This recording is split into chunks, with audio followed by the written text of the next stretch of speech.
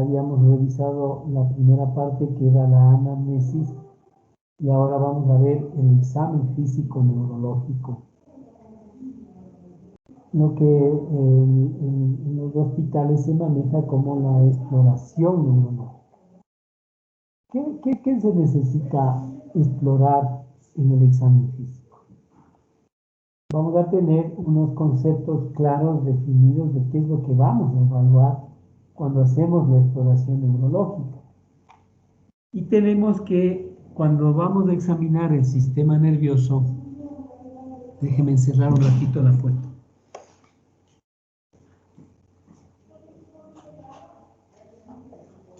Cuando vamos a examinar el examen neurológico, no es más que la evaluación del sistema nervioso, y hay que saber que el sistema nervioso está dividido en 4 estructuras, digamos así, a la vez. El sistema nervioso central, periférico, autonómico y neuromuscular. Todas estas partes conforman el sistema nervioso. Cuando hablamos del sistema nervioso central, ¿a qué nos estamos refiriendo? En esencia, el sistema nervioso central está conformado por el cerebro como tal, es decir, los hemisferios cerebrales, el diencéfalo, que vendría a ser la parte basal del cerebro, el tronco cerebral, que está dividido en 3 segmentos, el mesencéfalo, la protuberancia y el bulbo, la médula espinal y el cerebelo. Entonces, cuando hablamos del sistema nervioso central, nosotros tenemos estas estructuras anatómicas que conforman el sistema nervioso central.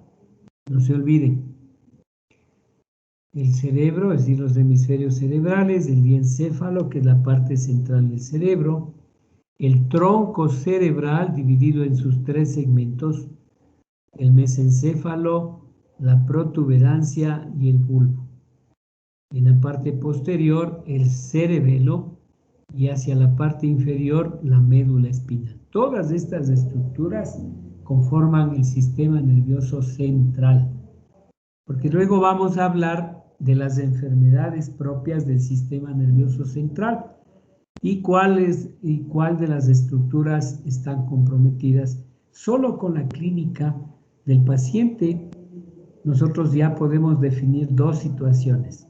Si esa clínica corresponde a una alteración del sistema nervioso central, y segundo, qué parte del sistema nervioso central está comprometida. Por eso es importante saber esta división.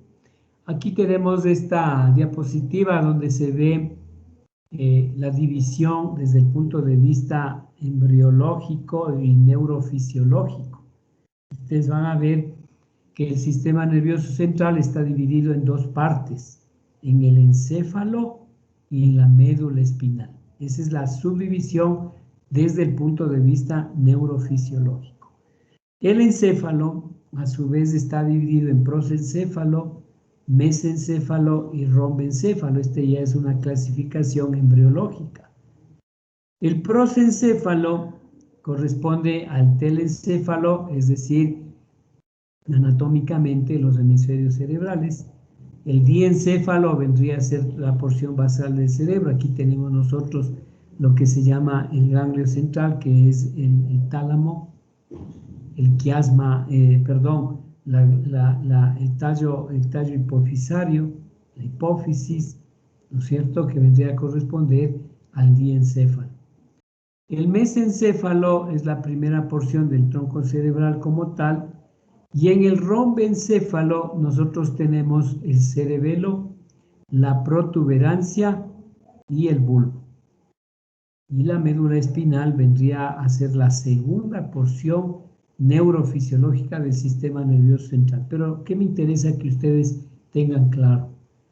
Que el sistema nervioso central está conformado por estas 4 estructuras: hemisferios cerebrales, el diencéfalo, el tronco cerebral, ¿no es cierto?, el cerebelo y la médula. Esto es importante también entender que el sistema nervioso central está cubierto por unas membranas que se llaman las meninges. Y aquí tenemos nosotros la representación de las 3 membranas que cubren el cerebro. La membrana que está adherida al cráneo se llama la dura madre, que es la capa externa. Una membrana intermedia que queda entre el cráneo y el cerebro se llama la aracnoides, que vendría a ser la segunda membrana. Y mientras que la membrana que cubre directamente al cerebro se llama la pía madre. Entonces aquí tenemos 3 membranas que vendrían a ser la parte de recubrimiento del cerebro. La dura madre, la aracnoides y la pía madre. ¿Por qué es importante saber esto? Porque tenemos muchas entidades clínicas, sobre todo los procesos infecciosos, que comprometen estas estructuras nerviosas que vendrían a ser parte del recubrimiento del cerebro. Las meninges, de ahí viene la denominación de las meningitis, que vendrían a ser un proceso inflamatorio de las membranas que recubren al cerebro. Por eso es importante esta diapositiva para entender, ¿no es cierto?, cuando ya nos toque evaluar las meningitis. Y habíamos dicho que el sistema nervioso central estaba formado por los hemisferios cerebrales y cada hemisferio cerebral a su vez está formado por lóbulos. Y aquí tenemos, por ejemplo, este es el hemisferio cerebral y aquí está la subdivisión por lóbulos. El lóbulo frontal, que está hacia la parte anterior, el lóbulo parietal hacia la parte superior, el lóbulo temporal hacia la parte inferior y el lóbulo occipital hacia la parte posterior. Esta es la distribución anatómica de los diferentes lóbulos en cada hemisferio cerebral. Y sin embargo, aquí nos falta todavía un lóbulo que está entre la unión de estos 3, que se llama el lóbulo de la ínsula. Entonces tenemos nosotros que cada hemisferio cerebral está conformado por 5 lóbulos y cada uno tiene una funcionalidad. Cada lóbulo cerebral tiene una funcionalidad anatómica y fisiológica. Y aquí tenemos la función de cada uno de ellos, el lóbulo frontal. Esto es importante que ustedes ya vayan entendiendo. El lóbulo frontal especialmente tiene que ver con el movimiento. Las áreas motoras se localizan en el lóbulo frontal. Es una de las funciones, quizás no la más importante, pero sí una relevante, que vendría a ser la actividad del movimiento. Entonces, el control motor se localiza en el lóbulo frontal. Y hay otras funciones que también se asientan en el lóbulo frontal que son importantes, como son las áreas del lenguaje y las áreas del comportamiento. Entonces aquí tenemos nosotros 4 actividades importantes a este nivel. Las funciones cognoscitivas a través de las funciones del comportamiento y las funciones ejecutivas, las funciones conductuales, la función motora y el área del lenguaje, sobre todo en el hemisferio cerebral izquierdo, a través de un centro motor que se llama el área de Broca. Aquí se localiza justo en el pie de la primera circunvolución ascendente, se localiza el área de Broca, que tiene que ver con el área del lenguaje motor. El lóbulo parietal, en esencia, tiene relación con la sensibilidad. Este es uno de los lóbulos que está relacionado con las sensaciones. Hay otras actividades como es el conocimiento numérico, la manipulación de objetos y sobre todo la sensibilidad cortical se llama. Este es un tipo de sensibilidad especial que permite el reconocimiento de los objetos a través del tacto. Entonces, en el lóbulo parietal está una zona que te permite reconocer los objetos solamente a través del tacto. Ya luego vamos a entrar en detalle cuando evaluamos la sensibilidad, los tipos de sensibilidad, y ahí vamos a hablar de la sensibilidad cortical, que es una sensibilidad especial, a través de la cual el ser humano es capaz de discernir o discriminar los objetos con el tacto. Pues no se olviden, el lóbulo frontal, en esencia el área motora, el área del lenguaje, funciones cognitivas y funciones conductuales.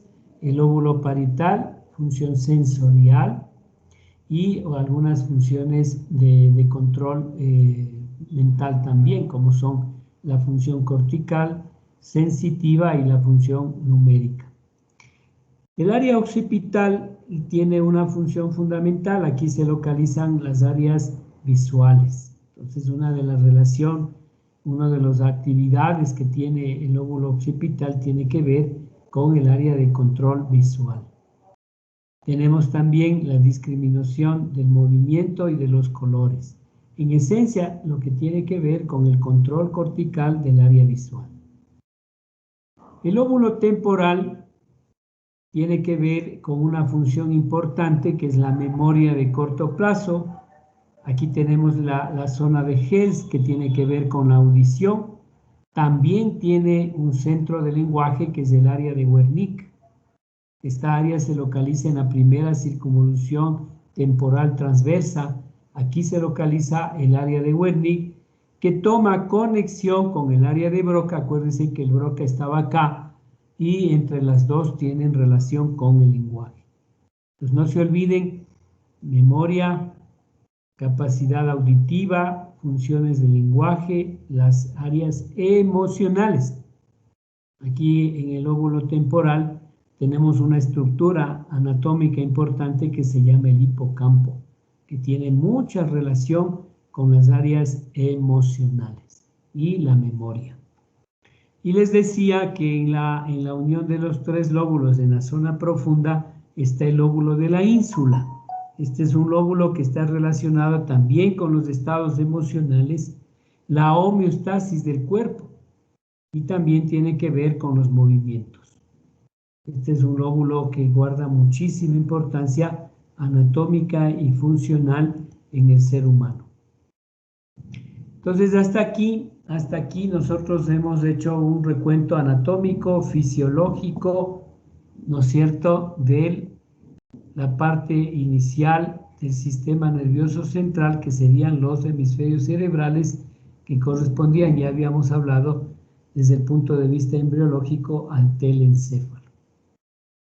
Luego tenemos una estructura que se llama el diencéfalo, y el diencéfalo tiene a su vez algunas estructuras anatómicas muy importantes, como son la epífisis o el epitálamo, el tálamo óptico. Esta es una estructura muy, muy importante porque es un centro de relevo tanto motor, sensorial, autonómico, es decir, todos los centros pasan a través del tálamo para hacer conexiones con la corteza cerebral, con el tronco cerebral o con el cerebelo.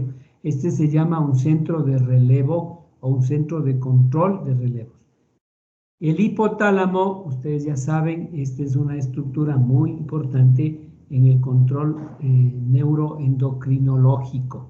Aquí están todas las funciones neuromorales de todo el cuerpo, porque el epitálamo se conecta con la hipófisis y es la que va a controlar o es el que va a regular el sistema hormonal de todo nuestro cuerpo. Entonces, estas cuatro estructuras conforman el diencéfalo. Centros de relevo, el centro, este epitálamo que tiene que ver con el control emocional también y también parte de la función reproductiva del ser humano.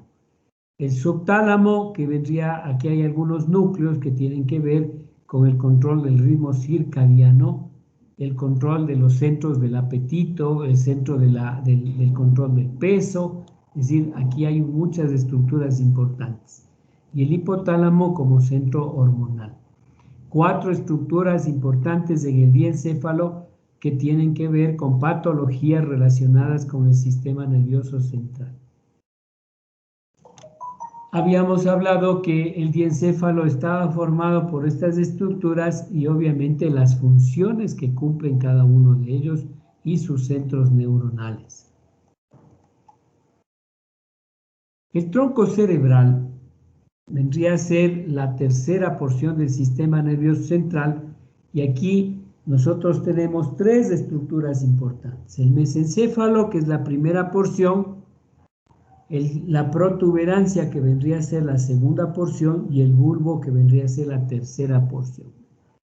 El tronco cerebral también es un área de relevo y de paso de todas las estructuras neuronales que nacen en la corteza, atraviesan a través del tronco para tener conexión con la médula espinal.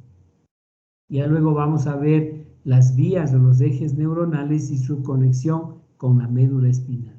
Igual, hay vías neuronales desde el cerebelo que atraviesan el tronco cerebral hasta llegar a la médula espinal. Entonces es un centro de paso de estructuras nerviosas, que es una función. Y la otra, que es el asiento de las neuronas que controlan la función de los pares craneales. Todos los pares craneales se localizan a nivel del tronco cerebral en sus diferentes segmentos, excepto el primero y el segundo par craneal. Estos tienen sus centros de origen en otras zonas, excepto el primero y el segundo. El resto, los 10 pares craneales, nacen en el tronco cerebral. Cuando ya revisemos los pares craneales, ahí vamos a ver en cada estructura del tronco cerebral dónde nacen cada uno de los pares craneales y su funcionalidad. Que quiero que tengan claro es que hay 3 estructuras del tronco cerebral. No se vayan a olvidar. Tenemos ahora una paciente que ingresó con una parálisis de los nervios oculomotores. Estamos con médicos residentes nuevos ahora aquí en el hospital. Y la pregunta que yo le hice al médico residente, y le digo, ¿qué pares craneales están comprometidos en esta paciente? Y me dice el tercero, que es el oculomotor. ¿Y dónde se localiza el tercer par craneal? Y esas son a veces situaciones o vacíos que van quedando, ¿no?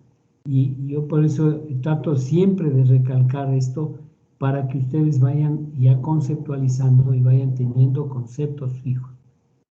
Porque si vamos a hacer un recuento anatómico de todas estas estructuras, este es motivo de una clase por cada una. Pero qué importante que ustedes sepan que hay estas 3 estructuras dentro del tronco cerebral y que ahí se asientan los pares craneales, que luego vamos a ver cuáles son. Y aquí tenemos nosotros una representación, miren, del tronco cerebral y con cada uno de los pares craneales. Una de las funciones principales es justamente el nacimiento de los pares craneales en el tronco cerebral. Como les decía, es un paso para todos los tractos neuronales que vienen desde el cerebro hasta la médula, ¿no es cierto? Y además tiene centros reflejos importantes. Eso ya vamos a revisar luego cuando toquemos el tema de los pares craneales y el sistema autonómico. La cuarta estructura que conforma el sistema nervioso central es el cerebelo. Y este órgano también está conformado por 2 hemisferios cerebrales, el lóbulo flóculo nodular, que está localizado en la parte central, y una estructura que une los 2 hemisferios cerebrales que se llama el vermicerebeloso. No se olviden, el cerebelo está a su vez estructurado o conformado por los hemisferios cerebrales, el vermicerebeloso y el lóbulo flóculo nodular. Cada uno de ellos con funciones asignadas. Por ejemplo, los hemisferios cerebrales tienen que ver con el control del movimiento. El vermicerebeloso con el control del tono postural y el equilibrio, no el equilibrio, sino el control del tono postural. Mientras que el vermicerebeloso con el control del equilibrio. De ahí que cuando se habla del cerebelo se habla de 3 funciones. el centro coordinador de los movimientos a través de los hemisferios cerebelosos, el centro del control postural a través del vermis cerebeloso y el centro del equilibrio a través del del lóbulo flóculo nodular. 3 estructuras, 3 funciones principales del cerebelo. Y aquí está resumido las funciones cerebelosas con sus diferentes estructuras. Y terminamos la evaluación anatómica del sistema nervioso central con la médula espinal. Y aquí tenemos nosotros la representación anatómica de la médula espinal con sus 4 segmentos definidos. La médula cervical, la médula dorsal, la médula lumbar y la médula sacrocoxígea. 4 niveles, ¿no es cierto? Y cada uno de estos niveles con las funciones definidas. ¿Qué hace la médula espinal o cuál es la función de la médula espinal? A través de la médula nosotros tenemos el control de lo que se llama el sistema nervioso periférico. Ya cuando hablemos del sistema nervioso periférico, ustedes van a ver que ahí estamos nosotros hablando de la función motora, de la función sensitiva, de la función autonómica que tiene el ser humano a través de la médula espinal y sus raíces. Aquí nosotros tenemos lo que se llama el sistema autonómico. Y en el sistema autonómico tenemos que reconocer nosotros 2 niveles, el simpático y el parasimpático. Cada uno de ellos con sus centros de control para diferentes estructuras o órganos del ser humano. En el simpático, por ejemplo, el control pupilar, el control de la deglución, el control de la función cardíaca, el control de la función respiratoria, de la función digestiva, de la función urinaria, de la función intestinal. Y cada uno de estos controles tiene que ver con una acción en cada uno de estos órganos. Y acá tenemos como parte agonista o antagonista el sistema parasimpático y su control sobre los diferentes órganos. Al hablar del sistema nervioso periférico, nosotros en cambio vamos a establecer el control del sistema motor, del sistema sensitivo a través de las raíces nerviosas. Y podemos decir nosotros que al hablar del sistema nervioso periférico, nosotros tenemos la distribución de las raíces nerviosas a través de los plexos nerviosos. De esta manera, nosotros podemos dividir al sistema nervioso periférico por los plexos nerviosos, el plexo cervical, el plexo torácico, el plexo lumbar y el plexo sacro. Cada uno de ellos conformado por raíces nerviosas que se unen a los grupos musculares para dar la funcionalidad, ya sea motora o sensitiva. Entonces, aquí ya nosotros hacemos un recuento, un repaso de los 4 niveles que tienen que ver con el sistema nervioso. No se olviden, cuando hablamos del sistema nervioso, vamos a hablar del sistema nervioso central, del sistema nervioso periférico, del sistema nervioso autonómico o del sistema nervioso neuromuscular. 4 niveles que se debe evaluar en el examen físico o en la exploración neurológica. Para que no se olviden, el sistema nervioso central, formado por el encéfalo y la médula espinal, cada una de las estructuras que conforman el sistema nervioso central, sobre todo el encéfalo. Esta diapositiva yo traje a colación porque la mayoría de textos actuales ahora hablan del encéfalo. Dice las estructuras encefálicas o el contenido encefálico. Cuando hablamos de encéfalo, nos estamos refiriendo a estos tres niveles arquitectónicos y sobre todo a las estructuras que conforman el encéfalo. No se olviden, los hemisferios cerebrales, el diencéfalo, el tronco cerebral y el cerebelo. Las estructuras que cubren el sistema nervioso, las meninges, porque esto no solamente se localizan a nivel del cráneo, también se localizan a nivel de la columna espinal. La funcionalidad de cada uno de los hemisferios cerebrales, cada una con su función. El diencéfalo, las 4 estructuras que conforman el diencéfalo y cuáles son las funciones que cumplen cada una de ellas. El tronco cerebral, sus 3 estructuras y la funcionalidad que tienen cada uno de ellos, especialmente lo que tiene que ver con el nacimiento de los troncos, de los pares craneales. El cerebelo con sus 3 estructuras anatómicas y la funcionalidad de cada una de ellas. La médula espinal como tal, que todavía sigue siendo parte del sistema nervioso central.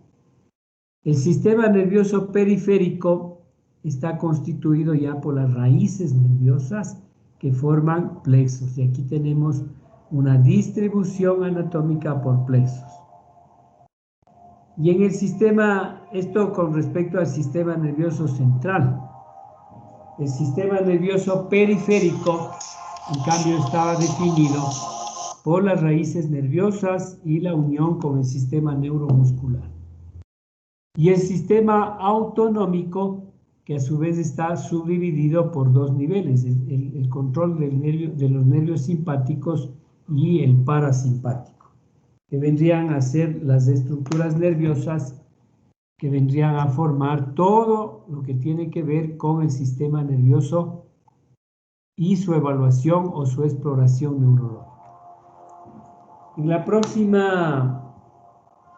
próxima reunión, nosotros vamos ya a iniciar con la primera parte del examen neurológico. Y aquí está cómo nosotros, no solo aquí en el hospital, sino ya a nivel mundial, cómo es que los neurólogos le hemos dividido, digamos así, al examen neurológico y cómo hacemos la exploración neurológica siguiendo cada uno de estos puntos. Cuando hablamos del examen neurológico, ya con una base anatómica inicial, nosotros tenemos en primer lugar el nivel de conciencia, en segundo lugar las funciones mentales superiores, en tercer lugar los pares craneales, la motricidad voluntaria, la motricidad involuntaria, la sensibilidad, la coordinación, el equilibrio y la marcha, y finalmente los signos meningios. Que es lo que siempre recalcamos a nuestros médicos residentes cuando les vamos a enseñar a hacer el examen neurológico. ¿Cuáles son los pasos o cuáles son los niveles de valoración del examen neurológico para poder hacer una exploración de todas las estructuras del sistema nervioso? Esto tomen en cuenta esta subdivisión, así es como vamos a hacer el seguimiento del examen neurológico a través de estos pasos.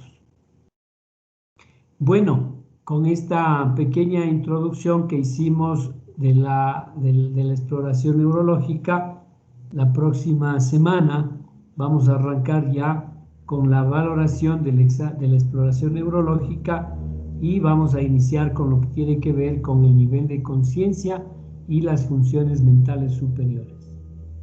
No sé si tengan alguna pregunta.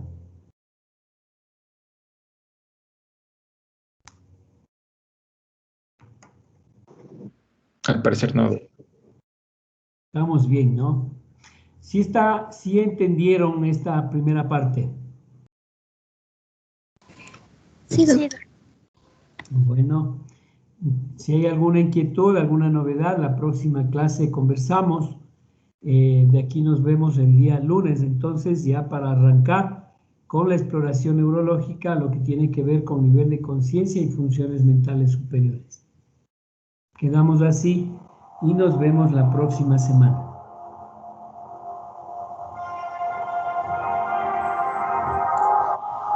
Muchas gracias, doctor. Hasta luego. Cuídese, que esté muy bien.